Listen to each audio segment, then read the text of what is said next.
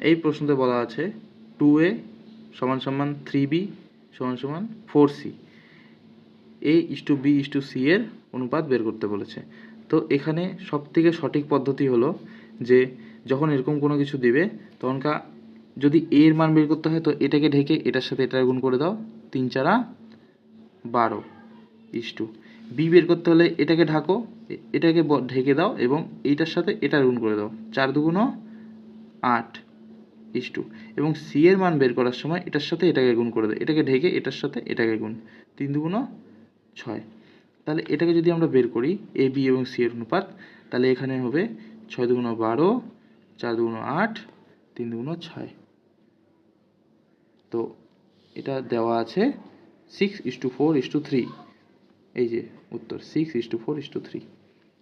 আশা করি বুঝতে পেরেছো সবাই।